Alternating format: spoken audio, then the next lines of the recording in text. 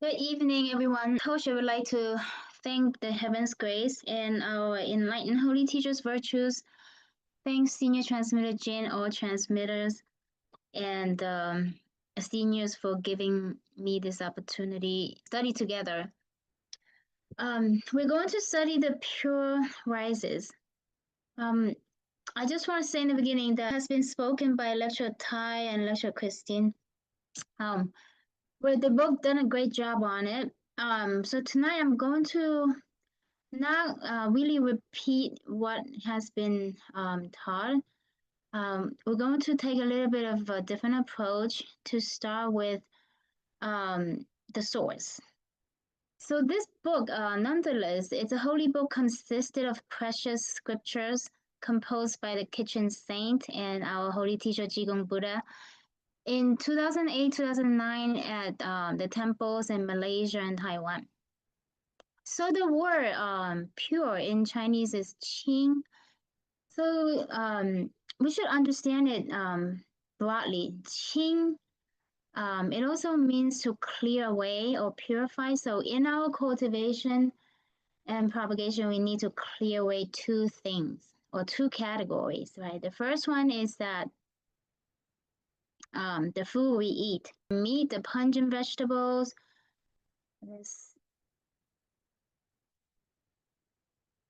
So the scallion, garlic, chives, shallot, onions, and then all these unhealthy food, alcohol, tobacco, junk food, soft drinks, drugs, that those are all unhealthy that we should try our best to clear them from our diet. If we don't clear away these food from our diet, right, our blood vessels and blood quality will look like these. Right, this is the yellow parts here in the blood vessels or the plaque buildup. Right? And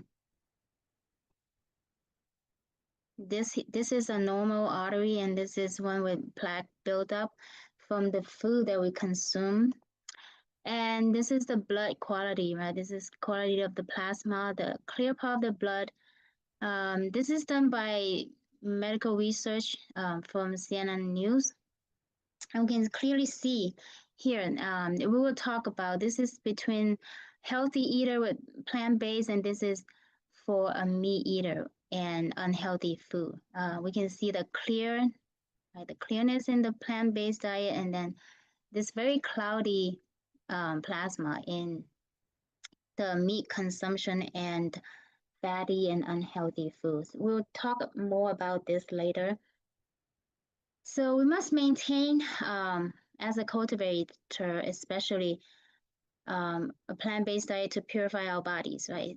And only then can our essence, our energy, the vitality, and our spirit rise, rather than being dragged down by illness and karmic suffering.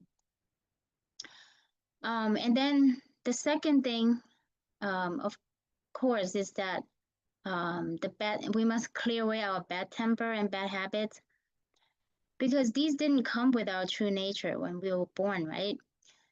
They too drag us down by polluting and covering up our innate pure energy. So we must clear away these negative habits and temper so that our body, mind, and spirit can return to a peaceful, pure state and rise upward and then follow this path of light. Right? Our life force is that light. So how do we really connect our body to these principles from the absolute source? This is where we're starting from the source, so that we can see the bigger picture. And I remember Lecturer Liu always talked about that we must understand the principles in order to cultivate the Tao. So let us start from the source. This is Wuji. Wuji means the absolute principle. It's represented by this circle here. It also means the void, the boundless void, pure stillness or motionless state. It's without beginning, no end, and it already existed prior to the universe. So our true self has exactly those same attributes as this Wuji state. And in science, right, it is talked about that the far future universe will turn into a very cold, empty, and stretched out, where all the stars are burned out, the matters are sucked into a black hole, and then eventually it is left with nothing, almost nothing. So that kind of a parallel, a little bit of parallel there, that nothingness, right?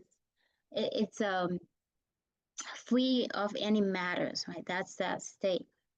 There is interesting. I was reading up on some of this science stuff.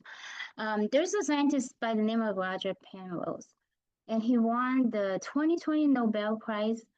And in his research, it is suggested that the universe goes in endless cycles, right, which coincides with this life cycle that we talk about a lot in the Tao studies, right?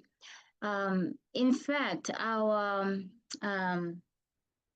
South Pole longevity Buddha talked about this, that he said that since he lived as a human and then attained the Tao, he had witnessed, right, gone through 7 life cycles, where from, heaven created, earth created, mankind created, and then it this universe, this life cycle went through all the 12 phases, right? And then eventually, mankind destroy, earth destroy, heaven destroy, and then they merge, into this nothingness, and then it starts again another life cycle. And so he noticed something unusual, that the universe at its very beginning, it's hot, tiny, and full of energy, and very surprisingly, it is similar to the universe at its very end, right, where it would be cold, empty, and stretched out. So his idea is that when you push these two states to their limits, they actually become the same. So in other words, the empty end of one universe is what allows the beginning of a new universe to arise. So from nothingness, everything can be born again. So this scenario resembles the concept of Wuji, right? The emptiness, a return to stillness. And his research also further suggests that a total absence of matter, right, of forms and phenomena might have managed to give rise to all the matter we see around us in our universe.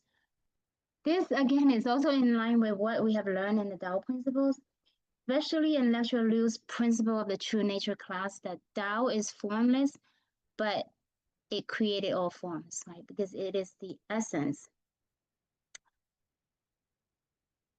All right, so this brings us down to the next one. So Wuji, this is Taiji, but the next stage. It's the beginning of movement.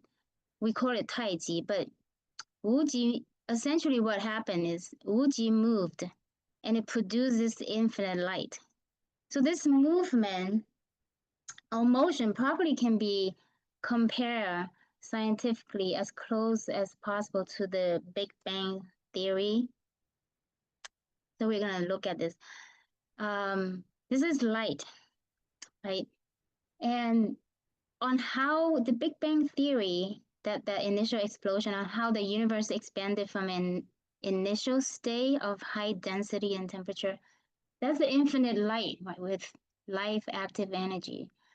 So with the principle, the absolute principle of Wuji, that essence, right, where it produces the infinite light, those two combine, Taiji, look at this small circle in the center, Taiji is derived. So, and this idea actually, now that we have further our studies in the Tao cultivation and this heavenly movement of Tao propagation universally, we have come upon, right, new research and also new manuscripts that were actually left behind by ZhiShan. So this is how ZhiShan explained the Wuji and Taiji. If we look at a Taiji diagram, a traditional one, I have always asked the question. I did not understand that one because in all of our the teachings, it says from Wuji created begetted Taiji. But then if you look at the traditional diagram of the yin and yang, right, there is no one. They were just the two opposite forces. So this diagram here is actually sketched by ZhiShan himself. Right? So this makes, when I came upon this material, it makes perfect sense to me. So it put away my questions and doubts from those prior years of study of this concept. All right, so therefore, this Taiji is created, essentially, you can say, by the absolute principle with this movement that produce the infinite light. Those two combined produce Taiji. So Taiji essentially is that infinite light, the one, right? But if it's light, it contains energy, right? And so,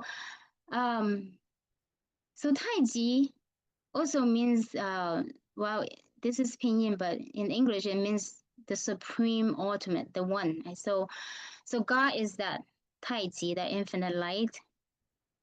And then similarly in science, right, in cosmology, the Big Bang, that tiny hot dense flow of energy singularity, right, that one is kind of like, right, we can think of it as Taiji, the one.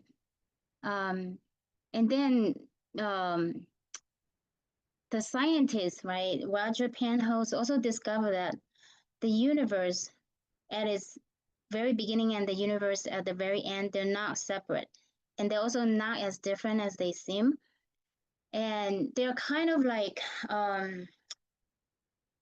the two sides of the same coin, right? So when pushed to their ultimate limits, right, they become the same essence. So that's the idea. When one universe fades into emptiness, that emptiness is not truly nothing, right? So it literally always talk about that too. The nothingness, there's something in it, right? The essence. So it's like it's a seed from which the next universe begins, right? So just as the night gives way to the morning, the universe cycles endlessly. Emptiness become the fullness, and then fullness returning to emptiness. Yeah, and again, this coincides with the attributes of that life cycle that we use in the Tao studies. All right, so I forgot to mention that the Wuji, right, these absolute principles is also in us, right? In us as a human, they are the 5 constant virtues. They're changeless, right? They're true principles. And we have that in us. And then we also have Taiji in us, which is when that energy is active, right? We can feel it through our sincere heart, right? With a sincere heart is very, we can say a sincere heart is probably the most powerful thing in the universe, right? We can touch upon heaven and earth and even spirits.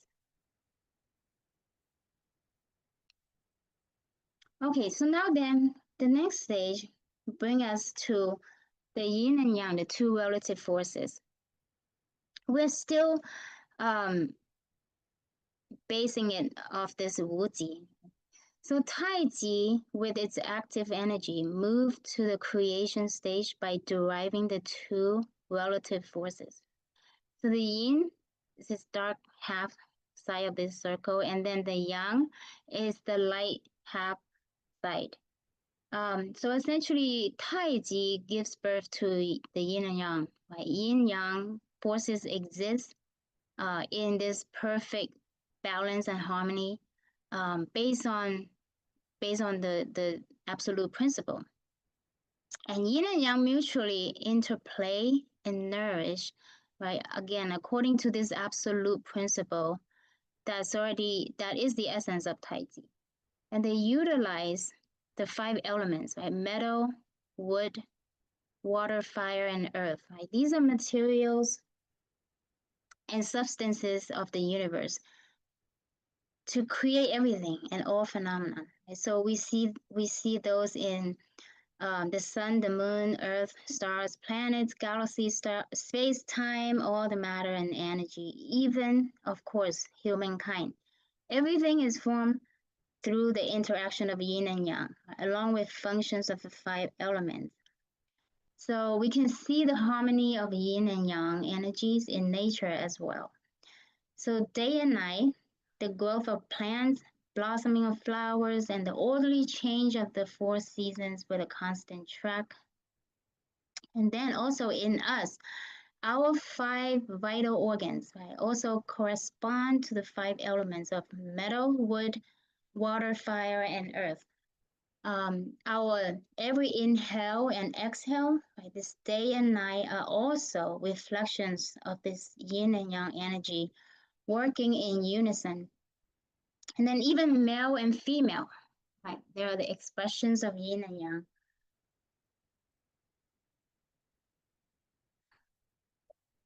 So in this science,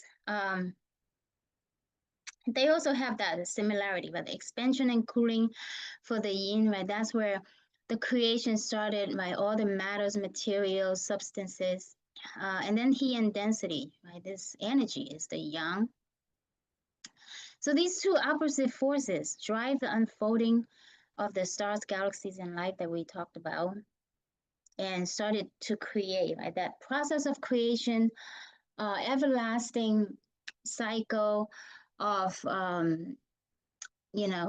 growth and decline, and then the process repeat itself.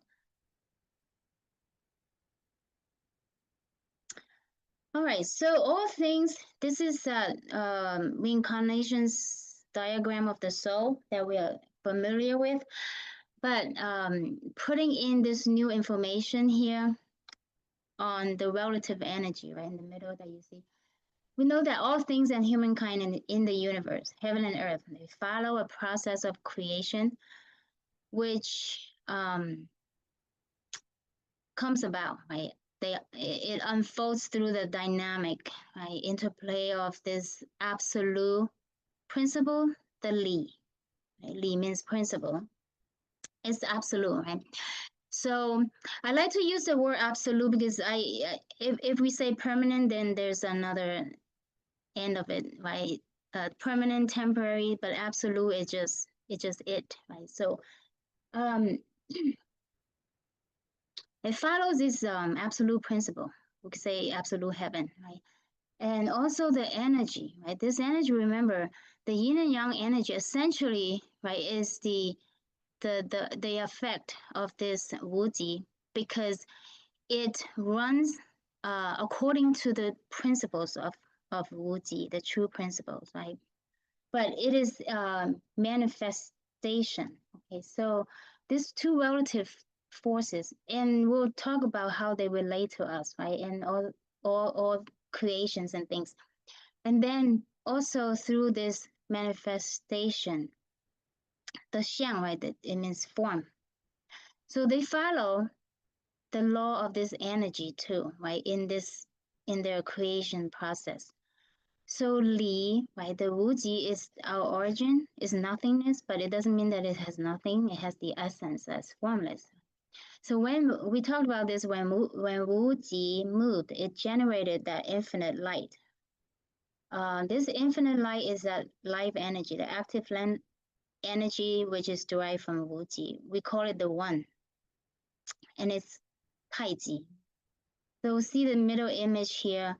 And then from this Taiji, with continuous movement, emerge, right, these two, the dark and the light, the two relative forces of yin and yang. And yin and yang must, right, and at the creation stage, right, that is the attributes. Yin and yang energies maintain a constant and perfect state of balance and harmony, right, based on the principles of Wuji, and then enter this everlasting cycle of creation, right, growth and decline. That's how all of the universe, right, and the things in it come about.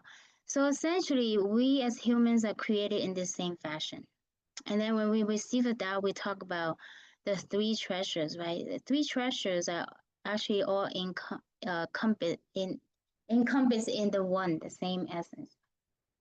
One, of course, Wuji, the absolute principle, that formlessness, right? That is the essence. And then the relative forces, right? That's the creation. And then the manifestation of this energy, right? These are the forms. So we said earlier that yin and yang energies utilize the materials and substance in the universe, such as the 5 elements, the metal, wood, water, fire, and earth, to create everything and all phenomena. So as a human, first we embody Wuji, right? And we talk about Wuji in us, that 5 constant virtues, the formlessness, right? True self.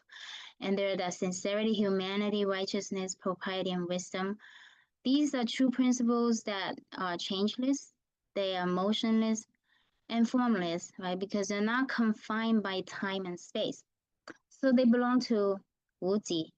Second, we also embody Taiji, right? This state of being, which is our life force, right? That is the perfect combination of the yin and the yang energy derived from this one, right? The one, the Taiji. That's our true self, right? In active form. So, for example, our breath, right, where we can inhale and exhale to stay alive. That is that relative force, right, working through us. And then third, we also embody the Huangji, right? Huangji, or the physical realm, right? Here, because we have a physical body, right? So how did we, where did our physical body come from, right? And this is in Chinese, right? It's 不精母血, right? But its translation is literally, okay, it's from the union of the father's essence and the mother's blood. So the father's essence and mother's blood are substances of heaven and earth too. Why? Because we are made of the substances or elements of heaven and earth, right? So that's why in the principles of the true nature class, Lecture Liu taught us that our body is made up of the big 4, right? Water, right? In the form of all the fluids in our body, right? The blood, the urine, the sweat, those belong to the element of water. And then fire is our body temperature, right? Which is that light, that infinite light in us, right? That's how we have temperature, we have heat. And then wind, the body's moving chi, right? It's moving energy, right? Which flows and circulates. That corresponds to the element of wind. And then earth is the skin, our skin, muscles, and bones. Those belong to the element of earth, right? So think of it when we die, after we die, our body decays and dries up, the bones turns to dust. Right? So the body is that integration of affinities made up of these elements, right? Water, fire, wind, and earth. It's a temporary form loaned to us to use. But we also, when this body no longer is sustainable, right? Those elements all return back to the universe. So therefore, that's not our true self, right? So understanding this origin can help us to really understand how to manage our body and our spirit the proper way. All right, so God gave us a true self. That's the truth, right? So that infinite light is our life force, right? That sustain our physical life. And we must be a good custodian for our true self and our physical body. So to do that, right, we must learn and understand the principles of our true self and that of our physical body. And then equally important, we must carry out the duties of our true self and physical body. With this physical body, it reminds me of the excerpts of these holy classics, right? And one of them is a classic of filial piety, and then the Book of Rites, also 弟子规. So in the Book of filial piety, 曾子, right? Everyone knows who 曾子is. 曾子was one of our patriarchs, right? He was Confucius passed the Tao lineage to him. So he said, our body, hair, and skin are received from our parents to not dare injure or damage them is the beginning of filial piety. And then he also said, So this shows how he constantly, right, was aware to take good care of his body and be grateful and cherish what his parents gave him. Because when we hurt our body, or that our character is compromised, right, that really worries our parents, right? So he also continued to say in the book of Rites, right? So during that time, he was actually very sick, right? So he called his disciples and said, he was, I believe, bedridden, right? He said to them, uncover my feet, uncover my hands. The book of poetry says, with caution and trembling, as if facing a deep abyss, as if treading on thin ice. From this day onward, I know that I have been preserved, my disciples. So essentially, what does this mean? This shows how Zhengzi, right, even dying, he wished to confirm that his body was intact, right? Living out truly the principle that our body, hair, and skin come from our parents and must not be harmed. We can see the pure and filial heart of sages. They retain that constant awareness to honor their parents, right? Even when their parents may be no longer living at that time. But by being the best custodian of their body and cherishing what was given to them, they never wanted, right, to worry their parents, right? Even in spirit. So for us too, right? And then Gui also talk about the same idea. Gui is a holy classic that we use to teach the children class weekly. And it says that harm to the body brings parents worry and grief. Stain on our virtue brings them shame. So it is true when we all have experiences where our parents worry about us, right? If they hear that we don't feel well, or see that we're not taking care of our body due to unhealthy habits, they feel like they are suffering themselves, right? So they would tell us to take rest and change. And then if we're sick, they would try to find all kinds of cures and remedy for us, right? So, and they only breathe a sigh of relief, right, when they see us well again. And we too, if we have children, right, we, for example, we could be having an ordinary day, but as soon as we hear that our children are not feeling well, right, our focus shift to them right away. And then we start to, right away wanted to help them take away their pain or suffering, help them feel better right away. So from the sages, right, they've also, started this model for us, right, in cultivation. Take care of our body, how to be a good custodian. Now, we must take good care of our body, right? But by removing all animal-related products, unhealthy food, all the dairy products, as we see here, and even junk food, right? And then the sweets, and even processed vegan foods, right? That we see here. There's so many varieties, especially in the big cities. Holy Teacher had told us that the vegan meat, right, actually, in the process of making them,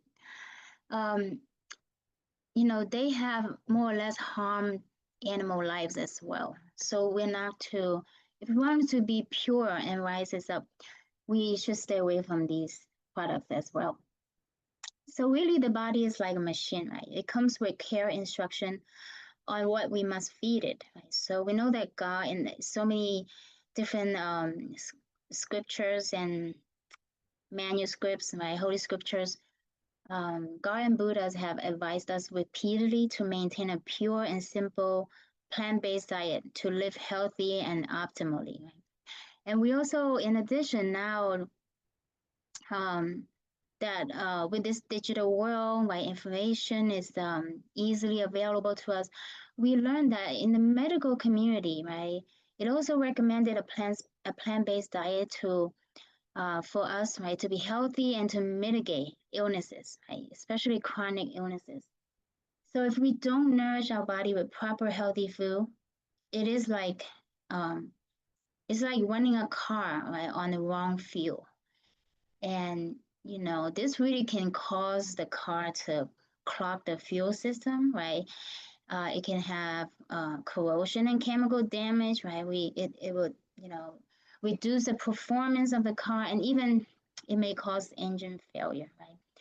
Damage to the engine. So these are like parts of a car, but we also have parts of the body. Those are our organs, right? Same idea. These meat, dairy products, fatty, junk, and processed foods may fill us up or satisfy our taste buds, but the body may work for now, but over time it breaks down. So because these foods burden the body and damage our vital organs and cause illnesses. And we see that the negative impact of animal, dairy products, fatty, and junk foods have on our blood vessels here, as showing these images again. All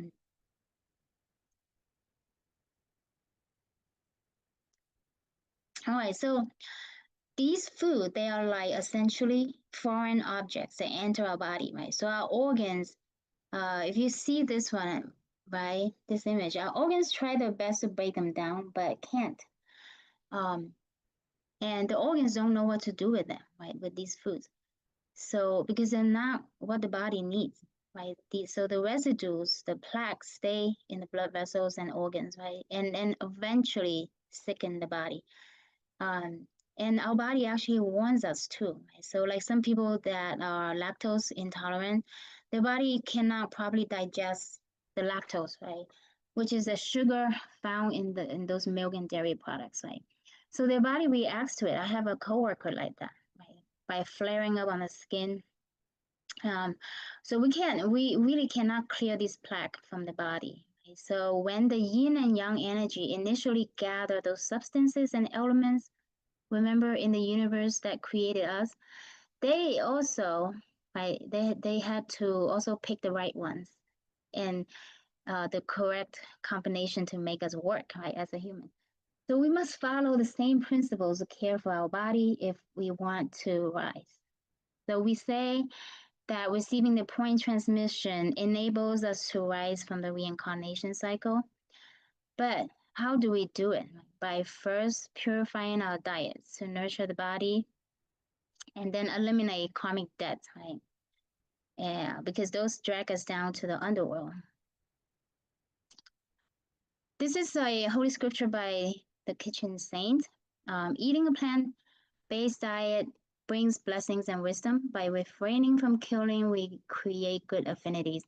With a compassionate heart, one is like an immortal in the world. All living beings may appear different, yet their spirits share the same source. Eat meat and be eaten is an unchanged principle. It is ourselves who create sin and wrongdoing. So this brings up a story told by Master Han Shan. This is Han Shan Master. He's actually the incarnation of Bodhisattva Siddhikapa, the Buddha of the underworld. So once, right, we can look at this image. Once he passed by a restaurant where a wedding reception was held, and though through his transcendental powers, right, he saw that there was this horrible manifestation of karmic affinities between the relationships of the bridegroom, their guests, and even the animals killed for their food. So he felt very sad and cried, and then he chanted this poem, right, to reveal the karma that humans created unknowingly. He said that the suffering of the six paths of reincarnation, and we know those to be what?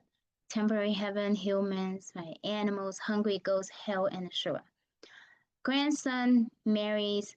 So, it's interesting, right? So we may not be a human, in all the lives, right? We could be an animal, right? Or we could suffer in the hell. And then next verse says, grandson marries grandmother, right? So in order to be a family, we know that we have crossed paths before.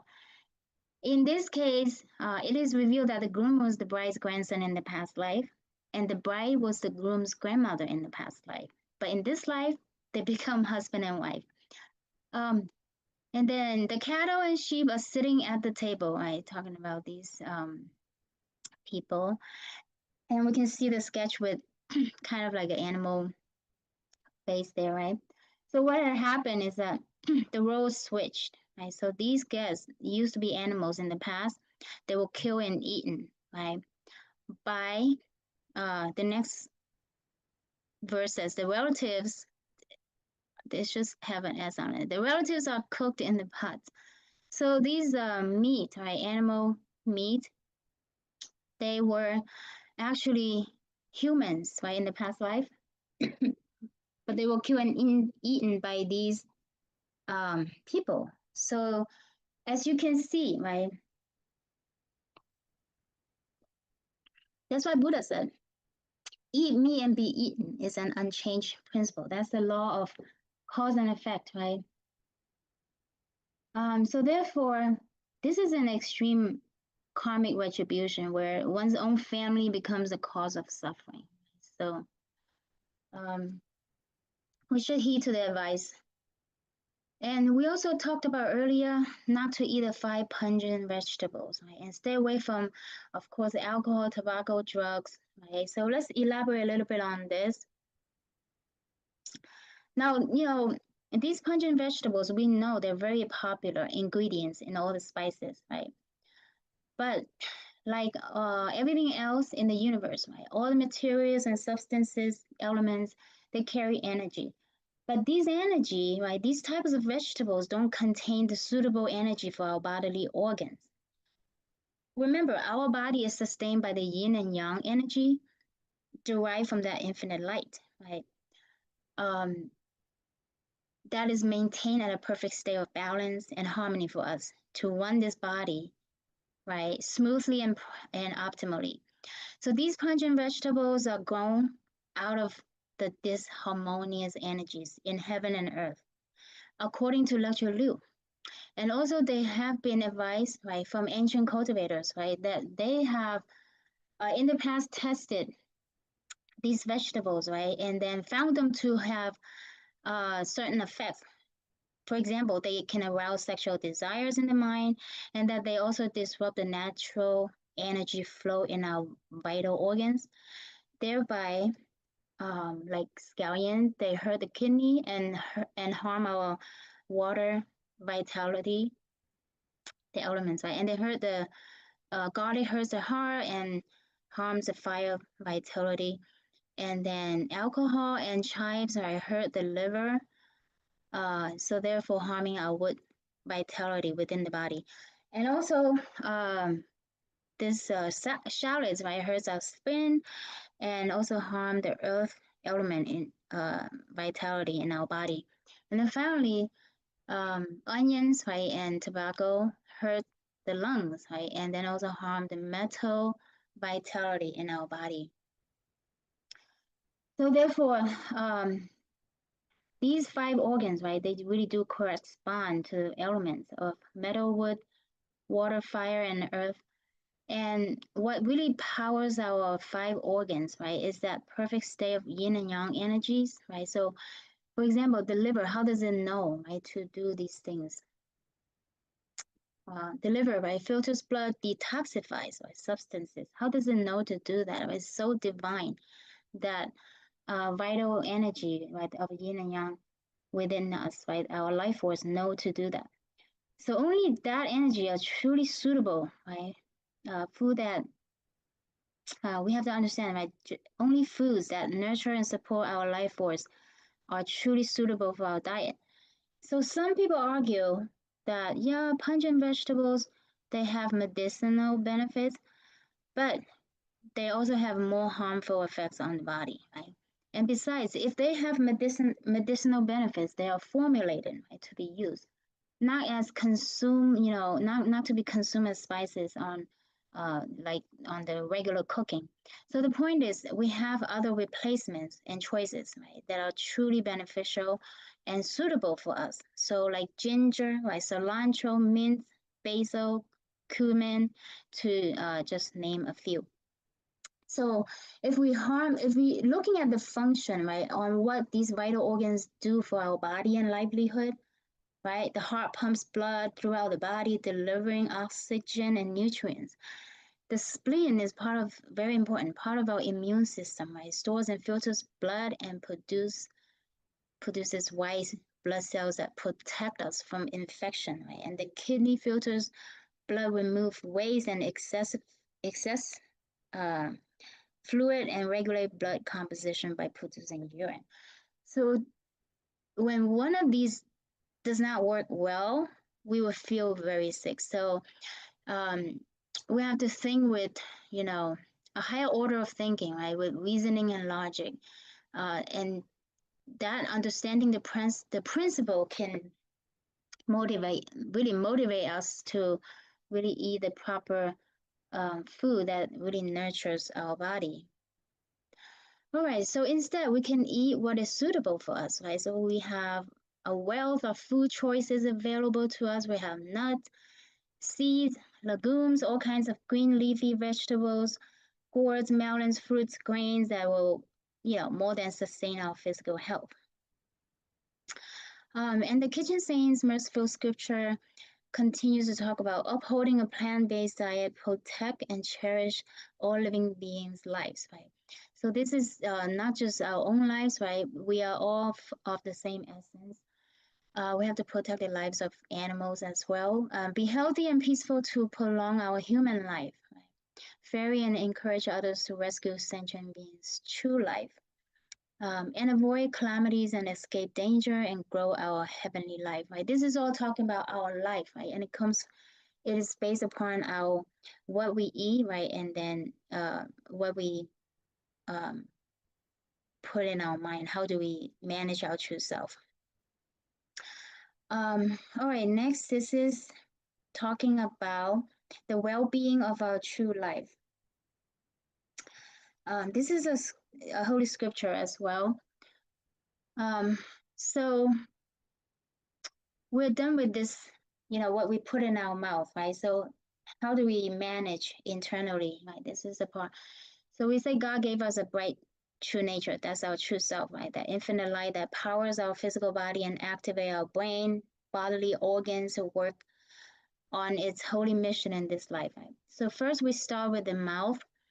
The mouth is a broadcasting medium. We use it to establish, we should use it to establish merits and virtues. So, but we must use it properly, right? And if we don't, we'll end up creating karma, right? Which also drag us down. So the Buddhas advise us, right? Entering and leaving the mouth with purity. This is referring to what we put in, what we eat, right? And then also what we put out through our mouth, right? Our speech. If we can purify these two areas, right, then virtue is established within us. With a calm body and mind, the true nature shines. Harsh words and gossip displeases humans and heavens. Embellishments and deceptive speech are despised by spirits and ghosts. Right? This is no joke. These words that we highlighted are the 4 vices of the mouth that we easily commit without knowing, right? So we should, what should we do? Be sincere. Let's finish the scripture. Be sincere and honest without deceit. A kind word is like a blooming lotus. Clear and fluent speech is admired by all. Gentle tones touch the heart. So the key is to refrain, right, from the 4 vices of the mouth, which are harsh words, gossip, embellishments, and deceptive speech. Instead, we should use the mouth, right, to retrain it by the true mind and to speak kind and encouraging, uplifting words, right, that can spread the true principles and also highlight other people's qualities, right? Don't expose their shortcomings. And then with embellishments, right, usually we have a motive behind to get something, right? or to get on people's good side, right? To be recognized. But we don't need to, right? We can just be simple-minded, respectful, and sincere when we interact with others, right? We don't need to dress up our words, and also be trustworthy and to trust other people. All right, the next one is also a scripture. The heart lamp shines brightly without a single stain. The utmost sincerity, ceaseless and unwavering, can move heaven. That sincerity, is the effect of that infinite light in us, right? By living this way, one fulfills their vows, protected and blessed by all Buddhas with endless joy. And this stain, right? We know what the stain is referring to, right? That is our bad temper, bad habits, right? And also the unsuitable food that we consume, right? Those will stain our heart lamp, right? This heart lamp is an infinite light. So Lecture Liu talked about our essence of Buddha nature. Now that we talk about this heart lamp, right? He talked about that our essence of Buddha nature is brighter than the light of 1,000 suns, right? The sun, like the sun, the moon, the suns combined. How could that be, right? I think this class, right, really helps myself see it more and more so. Now, when Lecture Liu talk about when he taught the principle of true nature class, it seems so divine but still relatable. But now with Sijun's his manuscript that explained the Taiji, right? This absolute principle, the Wuji, and then also Taiji, and then the manifestation state. It all comes together. It does make sense because we have that infinite light as our true life, right? We also learn that Wuji is within each of us, right? In the form of our inherent 5 constant virtues, right? That sincerity, humanity, righteousness, propriety, and wisdom. And this active energy, right? The active energy of this true principle within us is that sincere heart, right? If that's activated and put into constant practice, right? We know that our bright true nature, right? The Buddhas always talk about that we have a bright true nature, right? That bright true nature can be one with the virtue of heaven and earth, be one with the radiance of the sun and moon, and also be one with the fortunes and misfortunes of spirits and gods, right? We know, right? We don't have to go to a fortune teller, we know. This is what we are striving towards, right? In our cultivation and propagation. But now we know we still have a lot of bad temper and bad habits that we have acquired through the ages of our reincarnation in the 6 paths. The conscious minds or conditional minds that we hold on to so dearly, they're not real. These minds arise as we learn, we know from the forms that our sense portals got stuck on, right? And we invest, for the most part, all of our 2 vital resources, which are our mind and body, right, on gratification of the senses, materials, and these worldly possessions, right? And really, we look at now, looking at this image of our holy teachers, grand predecessors, right? They have shown us the way and set the greatest model for us to learn from. So we need to realize the preciousness of life, right? How did this life come about that we talked about from the source? And we should make the best use of our body, right? To carry out the mission of this true self, just like our holy teachers before us, right? The grand predecessors and predecessors cultivate and propagate this Tao, right? This true self. And we borrow this body to cultivate our true self, right? We should understand, since our life has manifested here on this earth, right? We're here by affinity or karmic forces, but still we should use it well to cultivate the truth. And the body is false, temporary. It's made up of elements of water, fire, wind, and earth, right? These are substances of the universe, right? Loaned to us, and they must be returned to the cosmos one day. But our Buddha nature, what truly belongs to us, right, is our true Buddha nature that governs this body. That does not need to be returned, right? It's inherently ours. So we must diligently cultivate and realize it, right? Even though it has no form, but it can master everything and discern all clearly. So that's our profound, right? This is very profound, and it does require us to elevate our mind and see through the false forms of the body and get to know it. The water, fire, wind, and earth elements in our body have movements, right?